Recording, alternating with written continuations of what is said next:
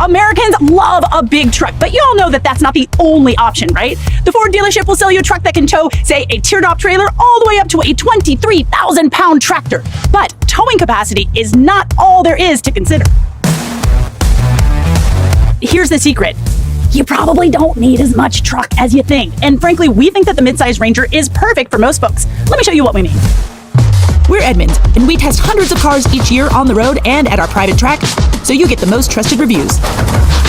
If you want to know which car, truck, or SUV is the best, then stick. Now, you guys, it's shorter than me.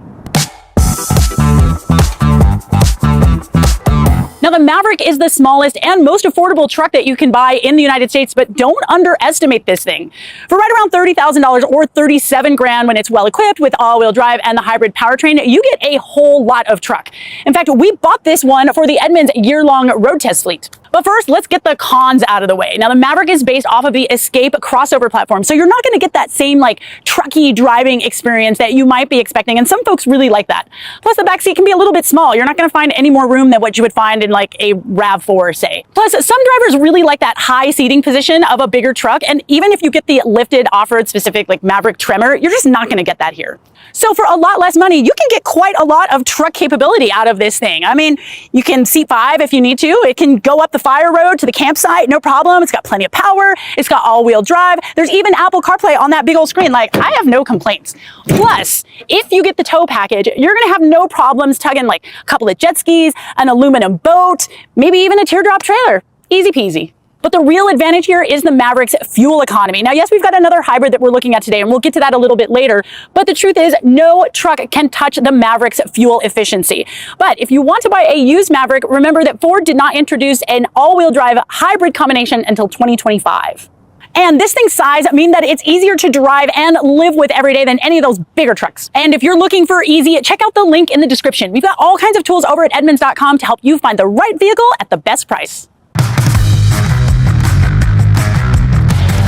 Now, the Maverick might be really small, but that doesn't mean that it is not very mighty. So that bag of topsoil right there, you can fit 35 of those in here, or 20 boxes of that heavy ceramic tile. I mean, yeah, you might have to stack everything and ratchet that stuff down, but the point is it will do it. Now, the bed here is about 6 inches shorter than the rest of the lineup, so that means that you're probably gonna run out of actual space in the bed before you're gonna run out of weight capacity.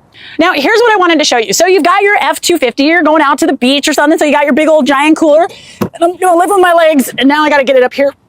Oh my God, okay. All right, that was heavy. Now, I do have a step back here, and that helps loading things in and out of the bed, but this higher ride height means that it's really difficult to get heavier things back there. Now, the F-150 is a little bit lower, but I still gotta use my legs just a bit to get that in here. Now, I do have a step to make at least getting into the bed from here a little bit easier, but also keep in mind that if you get the off-road spec of this vehicle, like the Ford Raptor or the Chevy ZR2, that's gonna put your ride height a little bit higher, almost as high as what we've got on that Super Duty over there.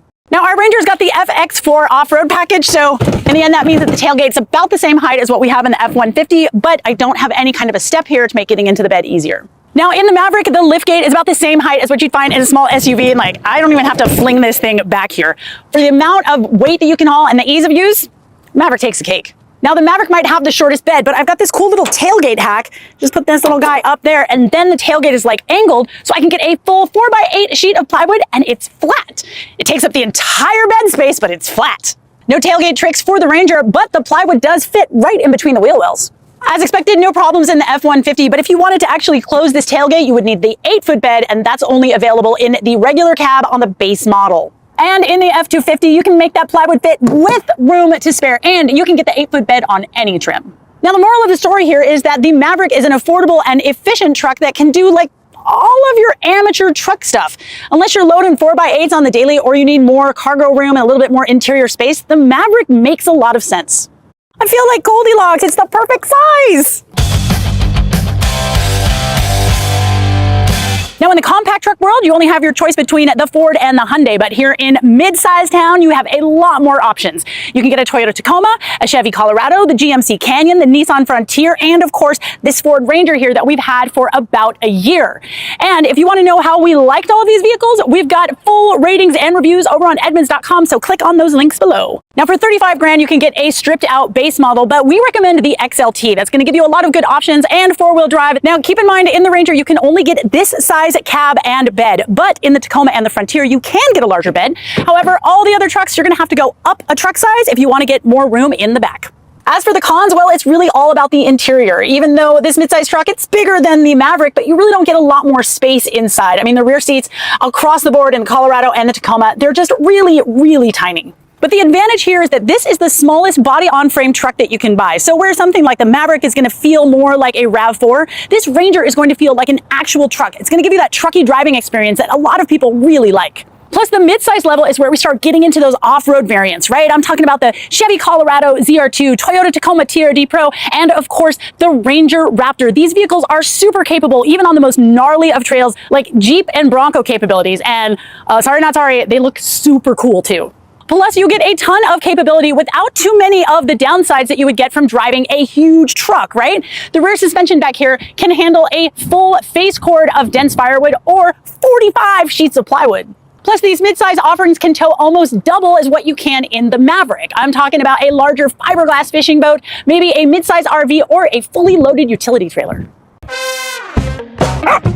So if you're gonna buy a truck like this and drive it every day, you're gonna have to be able to see out of it. And trust me, anything bigger than the Ranger, it's gonna be difficult. All right, so we've got our little test dog, Sandy, up there. She's our test dog dummy. And I'm just gonna drive until I can't see Sandy anymore and see how close or far away we get. There, top of her head just disappeared.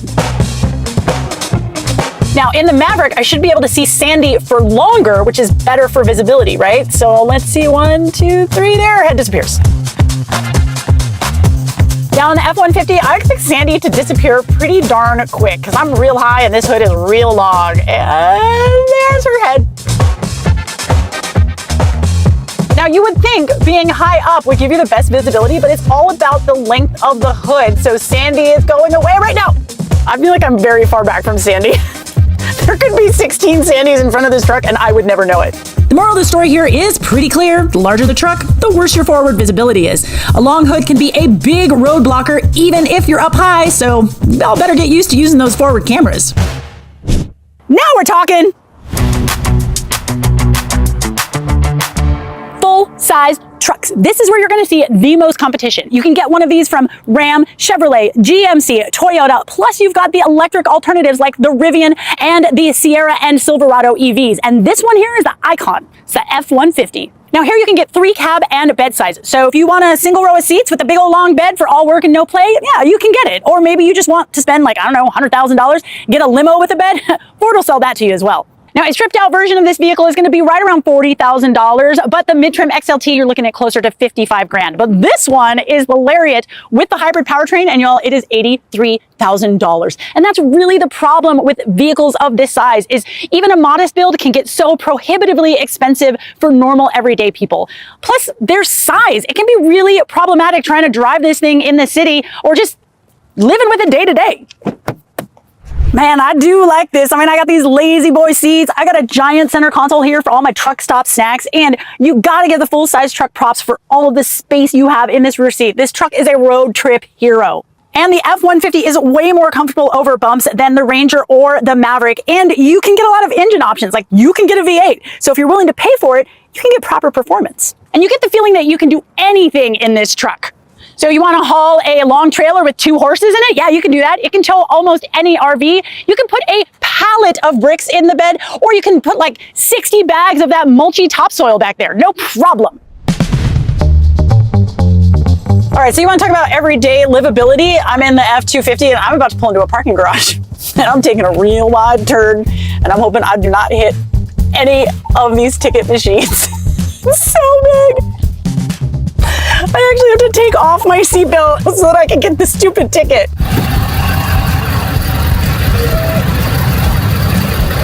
Okay, this truck's 8 inches tall. Let's see if it'll fit. In something one size up, yeah, the higher roof means that there's going to be some drive-thrus and garages that you just can't use. And the height of this window means grabbing a ticket or your lunch, it can be a real pain. The F-250's wheelbase is 15 inches longer than the F-150, and that's if you get the shorter bed on the heavy duty. So that means you're going to have to make 3-point turns more often, and parking is going to be even more of a pain. Yeah, this was just way easier in the smaller trucks. The Maverick's turning circle is 7.8 feet shorter than the F-150, and the roof is almost a foot shorter than the F-250. But the Ranger still feels bigger and harder to park than the Maverick, but it's manageable. This can be a lot of truck to deal with for day-to-day driving. And since your day-to-day routine involves watching Edmunds videos, why don't you hit us up in the comments?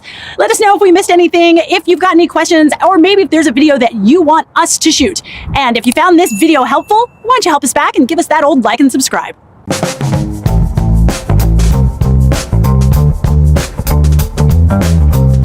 All right, this is it. This is the big kahuna. This is the F-250, an actual heavy-duty pickup truck that goes against the likes of the Ram, Sierra, and Silverado 2500.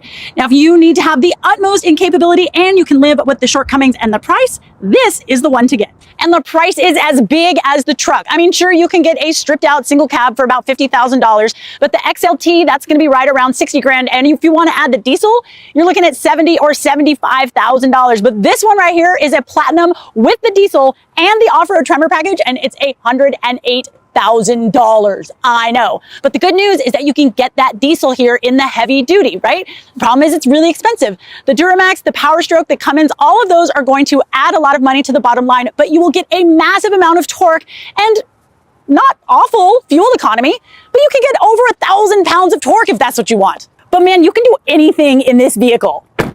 A slide-in camper, yeah, that's cool. Pallet of concrete, you can do that too. You can even tow a massive fifth-wheel residential RV, and it's not going to be a problem. If it can be towed or hauled, this thing can tow it or haul it. Now, we've already been over some of the usability cons, but there is one more consideration if you're going to be in a vehicle like this, and that's that the ride is a lot stiffer than the other trucks. That, my friends, is a consequence of the suspension being able to carry all of that weight.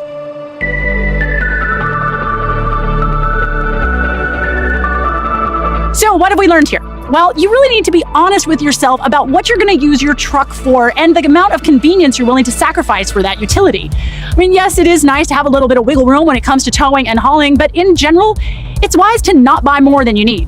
Now, for most people, the Maverick just gets the job done, plus it's cheap and easy. The Ranger will give you a little bit more capability, plus it's still easy to park and load. The F-150, you guys, that is a favorite for a reason. It does 95% of all truck stuff, and it butts up just against what's feasible for most folks. As for the F-250, I mean, what can I say? If you need that kind of towing and hauling, you need that kind of towing and hauling.